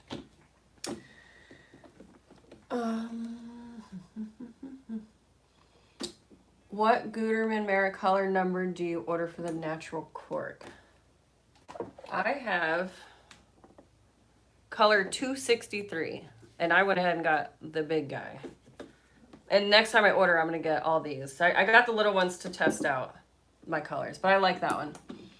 What weight is your thread? I don't know. The 120, I don't know. I don't understand the text, and it doesn't have a weight on it the same way that Aurifil does, but it feels like it's 40 weight. But that's just a guess.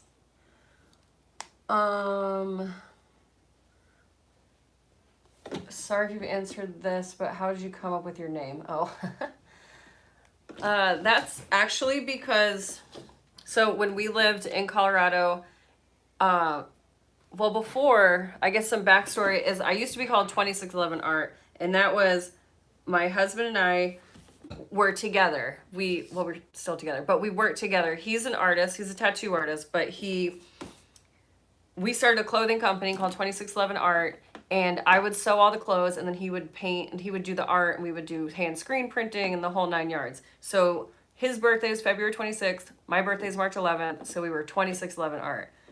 In 2018, when I quit working at the school, I rebranded to Sonar because my personal Instagram name was So Gnarly. The reason my Instagram name was So Gnarly was because we lived in Colorado, and people there would always talk like stoners and be like, ugh, it was so gnar up on the mountain. We lived in a mountain town in like at a ski resort. So really it started because I was being a brat and making fun of people and the way that they said that the mountain was so gnar. And then it just all kind of snowballed when I was rebranding. I loved unicorns, but they were so popular, so then I got a narwhal, and then sonar, it's a play on words. It's a whole bunch of like little jokes here and there, but it all started because I was being mean.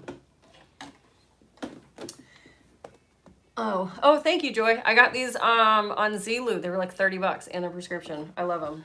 They are really big and they will fall on my nose though. It kind of makes it hard to breathe sometimes. Dalva, Sabbath thread from Wowak is cheap and good too. Some may complain it's too linty. Oh. Madeira from Aurifil's 100%. Oh, I'll have to check those out. Thank you for that tip.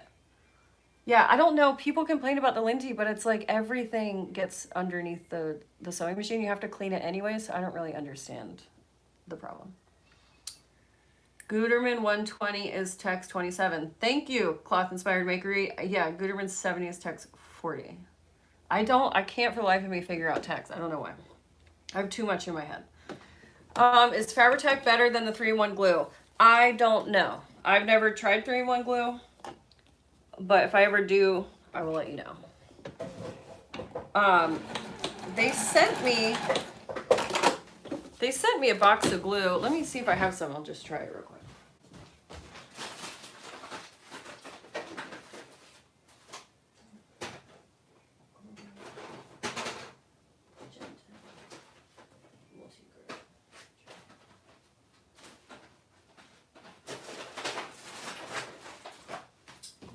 All right, well, they sent me every other glue except for 3-in-1, so I don't know if it's better.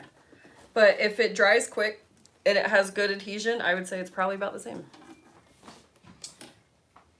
Where is my card?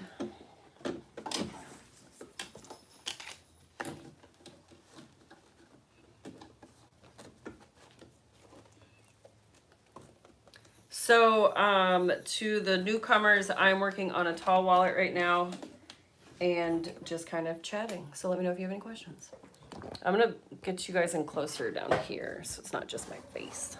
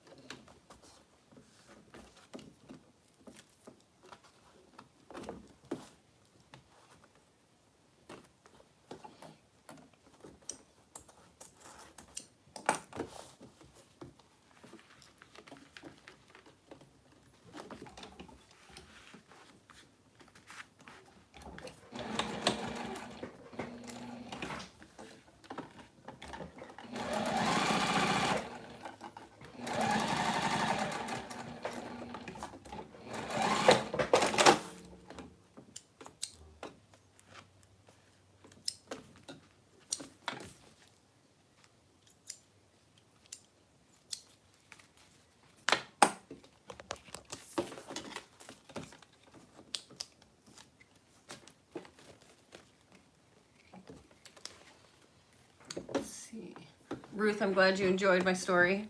Lori, my husband bought me the same Juki as yours. Yeah, I was really scared of this when I first got it, but now I try to sew on my Janome, and I've gotten so used to the knee lever and everything else that I can't imagine not sewing on it. Let's see. Paula and Lori, no, this is not ribbon. This is landscaping fabric. This particular landscaping fabric is recycled. That's why it's mesh, and it's so I think it's recycled plastic fibers. But generally I use the black landscaping fabric. That's cloth. You can get a ton of it for not a ton of money. And it's super thin, it's hard to rip, and easy to use. I feel like I should make a commercial for landscaping fabric. Talk about it so much. Yes, no problem, Lori. Let me know if you have any other questions.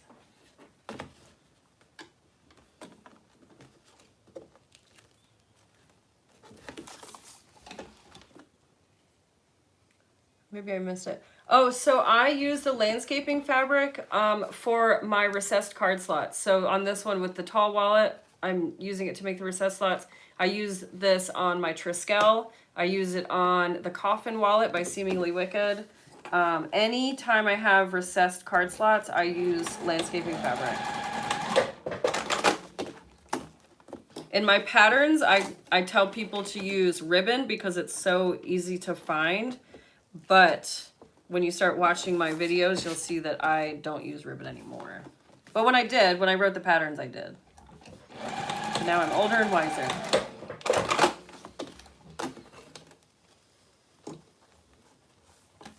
Sherry, I understand that. Yep, I was a bookkeeper, and I was going to school for accounting. And now my best friend is an accountant, so I don't have to. Have you thought about doing a wallet phone holder? Diane, you know, everybody asks me that, especially when I'm vending. People always want a wallet that holds a phone, and they want it to like clip their phone in. The problem that I have with that is everybody's phone is different, so they're all different sizes. Every case would be different, so I would think that it would be kind of a pain to write one pattern that could accommodate all of the cases. And then on another more realistic side, when people ask me to make them, I always tell them no, because people are crazy. And if I made them a wallet and they clipped their phone into it and then they dropped it, or for some reason the phone came out of the clip, and if somebody tried to come at me about them breaking their phone, I would not be a happy camper. So no, I have not delved into that realm. I tell people there are so many people that make them, you know, go for it. But people are crazy.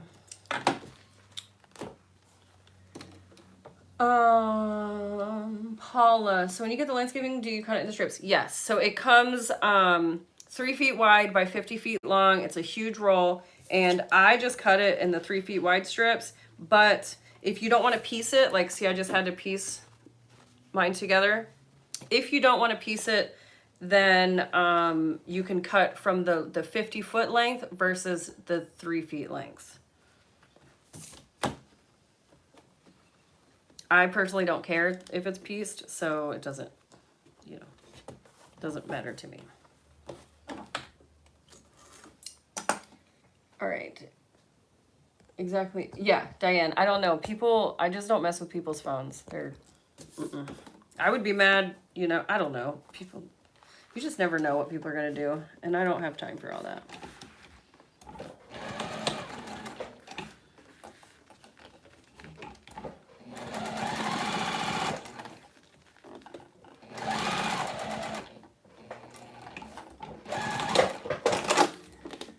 Let's see. Have I tried RFID fabric? I have not, because RFID fabric is expensive. So when I put RFID inside of my card slots, I would just cut out a piece that's wide enough to go here.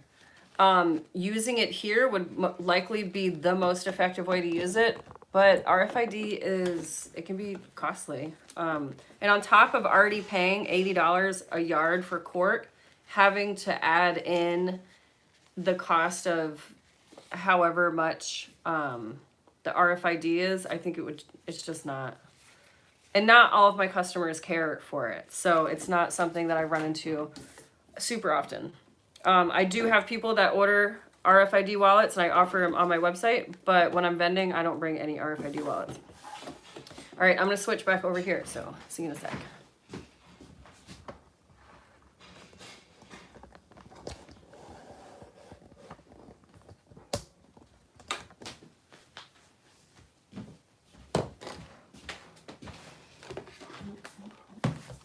Okay.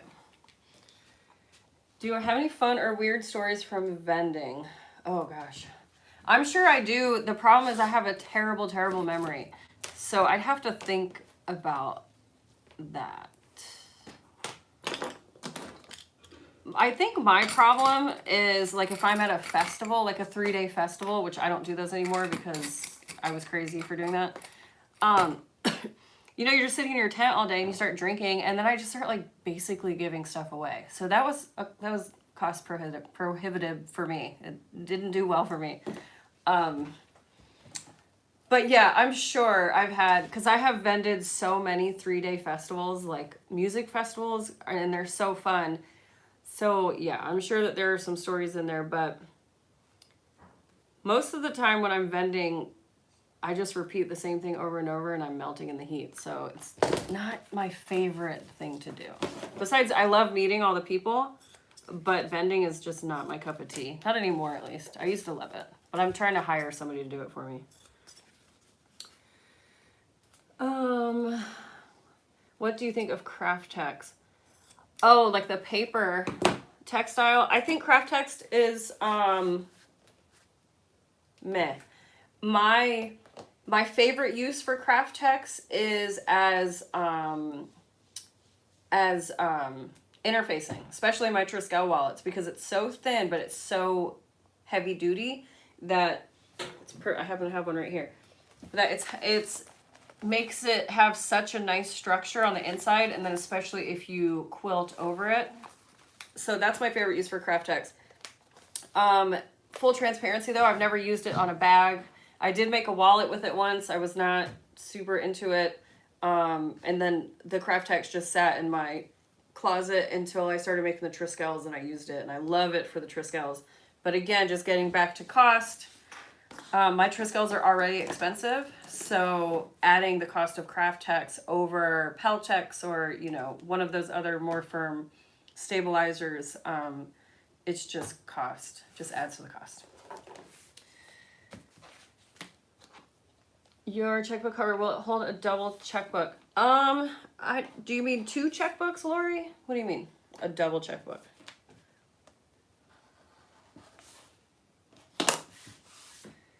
What would be your number 1 tip for a newbie working with cork? Get a Teflon foot if you can. Lengthen your stitch length and go slow. Don't be scared. It's just like sewing anything else. It's just like sewing an interfaced cotton is what is how I say. There's nothing to be afraid of. And if you mess up, then you can watch my waxed canvas video and I show you how I steam the holes out of cork. So there's really nothing to be scared of.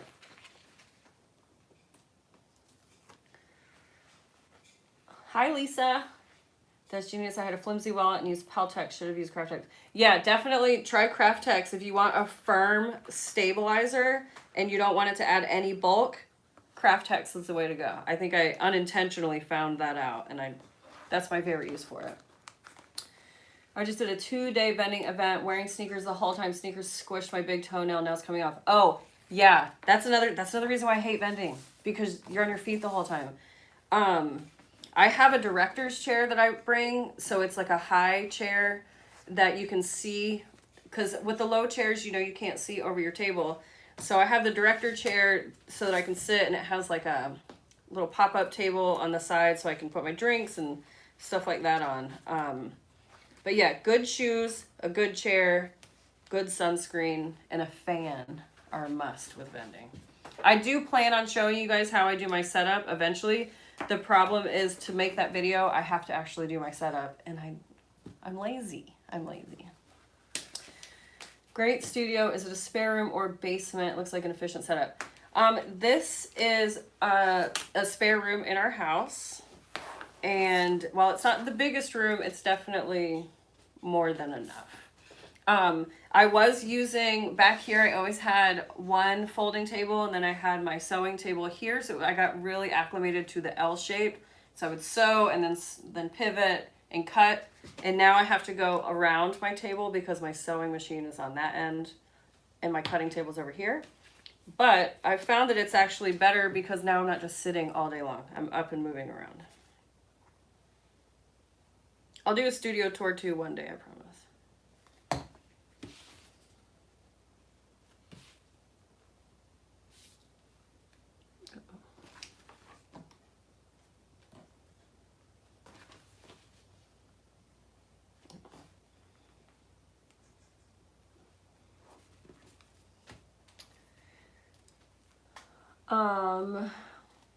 Lori, 2 checkbooks in one. I don't know if it would hold 2 checkbooks. This is what, oops. This one, I'm gonna have to go soon, guys. My phone's gonna die. But this is the one that I made. It has this spot for the checkbook, and then this for the duplicate, and then this is for the register. But I'm sure depending on how thick your checkbooks are, that you can finagle it to fit a double checkbook. I don't know. I don't even write checks. I don't know. Do you use Microtex or denim? I use Microtex 14 or I use leather 16. I've been using leather 16 now pretty regularly. And I like them better, especially with the various thicknesses of all of my wallets and things. I don't like to switch needles and stuff in between projects. So a size 16 has been my go-to recently. How many coats of base coat do you use on your edge coating? Hi, Lisa. Yes, so I do at least 2, if not 3. I do have a whole video on that on my channel. If you haven't seen that already, I highly suggest watching it. But I do at least 2, and if it's not built up enough, I'll do 3. And that's what I was talking about earlier. Don't even apply color until you have enough base coat on, until you have that nice smooth edge, because the color is not going to build up your edge like that. That's what the base coat is for. Have you ever embroidered on your cord? I don't have an embroidery machine, so I haven't, but I have seen that a ton of people do it all the time. So it can be done. So glad I caught you live. The color. Oh, thank you, the Color Fill Studio. My phone's gonna die soon, and I can smell it. My husband's cooking dinner, so I'm gonna go soon. And if the live abruptly ends, it's because my phone died, and so I'll just go ahead and apologize now. But yes, I'm glad to have you here. I was talking earlier. I'll start doing lives more because I'm always in my studio and I'm always constantly working on orders or creating stock. So I'll just start popping on live. This has been really fun getting to chat with everybody.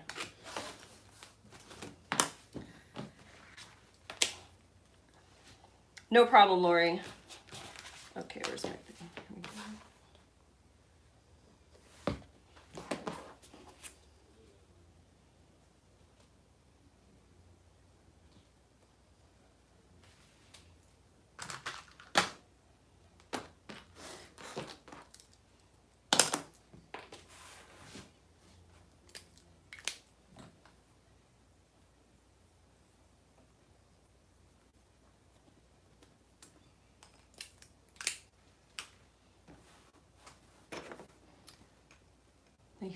Oh yes, no problem. I'm so glad that you guys were around to jump on. You guys kept me company.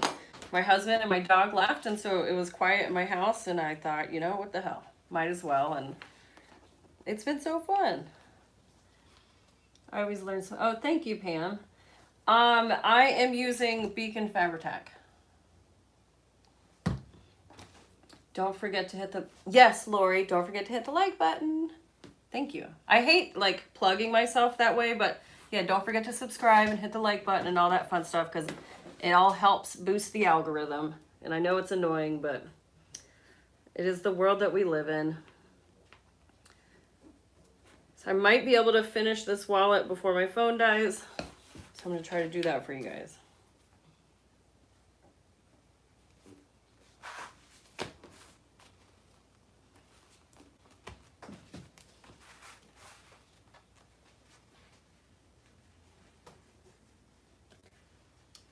Oh goodness, Ruth, I hope that you sleep well. Thanks for joining.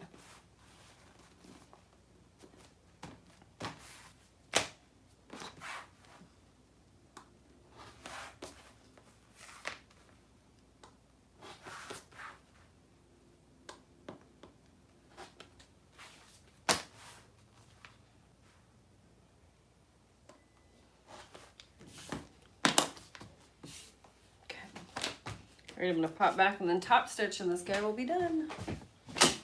See if I can do it before my phone dies.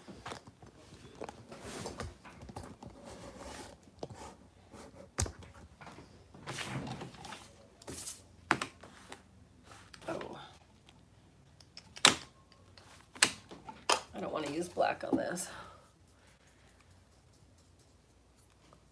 No problem, Lee. No problem, Lori. So good to have both of you. Thank you for stopping by.